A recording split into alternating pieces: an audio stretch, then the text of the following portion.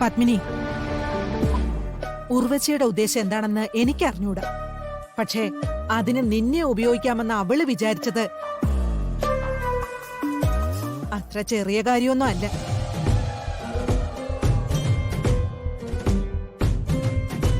സത്യത്തില് ഇവക്കും കൽപ്പനയ്ക്ക് എന്താ കുഴപ്പം?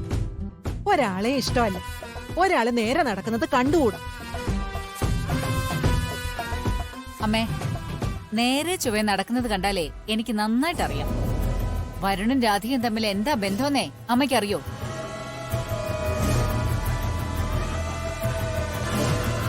പറഞ്ഞു കൊടുക്കടി അങ്ങോട്ട്. എന്താ നിങ്ങൾ തമ്മിൽ നടക്കുന്നേ? എനിക്കറിയില്ല. ആ, ഞാനും വരണം തമ്മിൽ തെറ്റായ ഒരു ബന്ധമില്ല.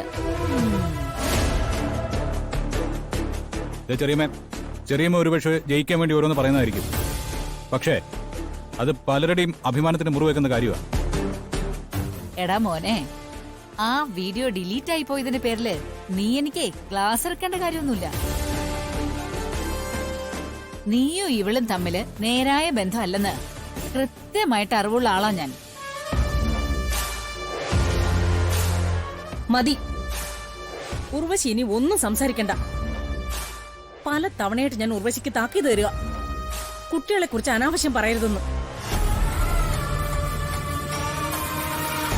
ഏട്ടത്തി, ഞാൻ പറഞ്ഞതും കണ്ടതും സത്യം.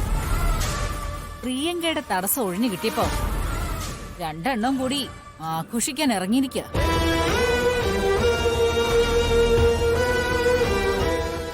ഒന്ന് നിർത്താനല്ലേ നിന്നോട് പറഞ്ഞത്? ആരെക്കുറിച്ച് എന്ത് അപവാദവും പറയണം, എന്നിട്ട് പറഞ്ഞു ജയിക്കണം. ഇത്തരത്തിലാണ് നിന്റെ മുന്നോട്ട് പോക്കെങ്കിൽ ദേ എനിക്കിത് വരുണിന്റെ അച്ഛനോട് പറയേണ്ടി വരും. അതിന്റെ പേരില് നിങ്ങൾ കണിമംഗലത്തുനിന്ന് പുറത്തേക്ക് പോകേണ്ടി വന്ന ചന്ദ്രശേഖരനായാലും ഉർവശിയായാലും ഒരു പരാതി പറഞ്ഞ ഞാനോ അമ്മയോ കേൾക്കില്ല.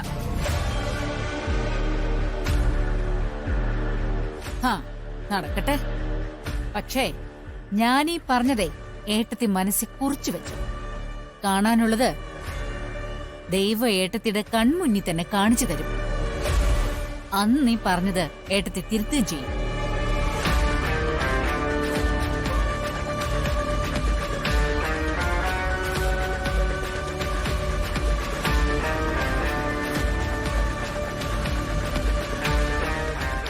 രാധികെ, ഉർവശി പറയുന്നത് ഞാൻ കാര്യമാക്കുന്നില്ല. പക്ഷേ ഒരിക്കലും നിന്റെ ഭാഗത്തുനിന്ന് അങ്ങനെ ഒരു തെറ്റുണ്ടാവരുത്. അമ്മ, ഞാനൊന്നും ചെയ്തിട്ടില്ല.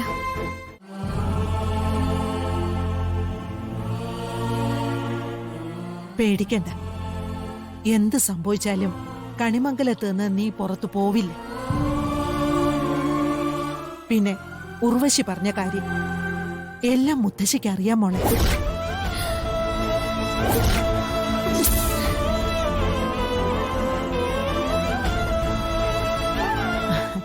അവനെല്ലാം എന്നോട് പറഞ്ഞിട്ടുണ്ട്.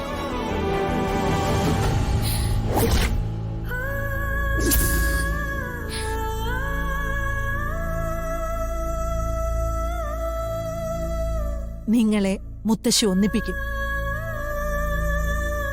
അത് മുത്തശ്ശിയുടെ ഉറച്ച തീരുമാനം.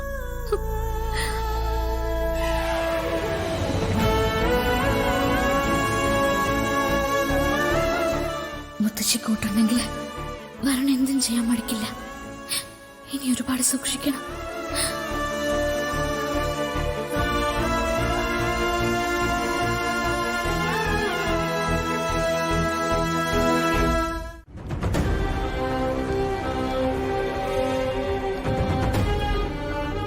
മാഡം, എങ്ങനെയെങ്കിലും എന്റെ മോളെ രക്ഷിക്കണം. അവൾക്ക് വേണ്ടി വേറെ ആരും ഈ കേസിൽ ഇടപെടില്ല. കാര്യങ്ങൾ കുറച്ച് റിസ്ക് ആണല്ലോ. കോടതിക്ക് മുന്നിൽ കൃത്യമായ തെളിവുണ്ട്. പ്രിയങ്ക തങ്ങൾക്ക് പണം തന്ന് അത് രാധികയെ അപകടപ്പെടുത്താൻ തന്നെയായിരുന്നുവെന്ന് ആ തൊഴിലാളികൾ സമ്മതിക്കുകയും ചെയ്തു. പക്ഷേ ഇത്തരമൊരു സാഹചര്യത്തിൽ പ്രിയങ്കയെ രക്ഷിച്ചെടുക്കുക എന്നത് സാധ്യമായ കാര്യമല്ല. അപ്പോ എന്റെ മോള് ജയിലിൽ കിടക്കേണ്ടി വരുമോ? തീർച്ചയായും. കോടതി വിധിക്കുന്ന ശിക്ഷ എത്ര വർഷമായിരിക്കുന്ന കാര്യത്തിലേ സംശയമുള്ളൂ. രാധിക രക്ഷപ്പെട്ടതുകൊണ്ട് ചിലപ്പോ ശിക്ഷയുടെ കാഠിന്യം കുറയും. എന്നാലും ശിക്ഷ ഉണ്ടാവും. മാഡം, എവിടുന്നെങ്കിലും കുറച്ച് കാശ് ഞാൻ ഒപ്പിച്ചോണ്ട് വന്നാൽ. ഇവിടെ പണത്തിനൊന്നും ചെയ്യാൻ പറ്റില്ല. പിന്നെ ശേഷിക്കുന്നൊരു മാർഗം, അത് നിങ്ങളെ കൊണ്ട് ചെയ്യാൻ പറ്റുമെങ്കിൽ പ്രിയങ്കയെ രക്ഷപ്പെടുത്താൻ ഒരു മാർഗം നമുക്ക് നോക്കാം. ഓ, എന്താ മാഡം? ആ അപകടത്തിൽപ്പെട്ട പെൺകുട്ടിയുണ്ടല്ലോ, അവളുടെ മൊഴി തന്നെ പ്രിയങ്ക ഒരിക്കലും അപകടപ്പെടുത്തില്ല എന്നും തനിക്ക് പ്രിയങ്കയെ പരിപൂർണ വിശ്വാസമുണ്ടെന്നും പ്രിയങ്ക ആ തൊഴിലാളികൾക്ക് പണം കൊടുത്തത് മറ്റേതോ കാര്യത്തിനാണെന്നും കോടതിയിൽ രാധിക നേരിട്ട് വന്ന് പറയാമെങ്കിൽ അത് പ്രിയങ്കയ്ക്ക് രക്ഷപ്പെടാനുള്ളൊരു പഴുതാണ്. അങ്ങനൊരു കാര്യത്തിന് ആ കുട്ടി തയ്യാറാവോ? അങ്ങനെ ചോദിച്ച അവക്ക് ദേവനാരായണനെ യശോദയും ഒരുപാട് ഇഷ്ടമാ. അവർക്ക് വേണ്ടി എന്ത് വിട്ടുവീഴ്ച അവള് ചെയ്യും. എന്നാൽ അവരോട് സംസാരിക്കാൻ പറയൂ. പക്ഷേ അവരിങ്ങനെ ഒരു കാര്യം ചെയ്യില്ല മാഡം. പ്രിയങ്ക മോള് ഇങ്ങനെ ഒരു കാര്യം ചെയ്തു എന്നറിഞ്ഞതോടെ ദേവൻ ഇതിൽ നിന്നൊക്കെ പരിപൂർണമായിട്ട് പിന്മാറിയിരിക്കുക. അതൊക്കെ നിങ്ങളുടെ കാര്യം. പറയാനുള്ളതൊക്കെ ഞാൻ വ്യക്തമായി പറഞ്ഞു. രാധികയുടെ മൊഴിയാണ് ഇതിൽ നിർണായകം. രാധികയെ സ്വാധീനിക്കാൻ നിങ്ങൾക്കോ വേറെ ആർക്കെങ്കിലുമോ കഴിയുമെങ്കിൽ അങ്ങനെ ചെയ്യാൻ നോക്ക്. എങ്കിൽ കേസിൽ അപ്പീറാവുന്ന കാര്യം ഞാൻ ആലോചിക്കാം. അവളെ കൊണ്ട് ഞാൻ സമ്മതിപ്പിക്കാം മാഡം, എങ്ങനെയെങ്കിലും സമ്മതിപ്പിക്കാം. ഗുഡ്. ആ വിശ്വാസം നിങ്ങൾക്കുണ്ടെങ്കിൽ കാര്യങ്ങൾ എളുപ്പമാവും. പിന്നെ ഒന്നോർത്തോളൂ, പ്രിയങ്കയുടെ ജീവിതം രാധികയുടെ കയ്യിലാണ്.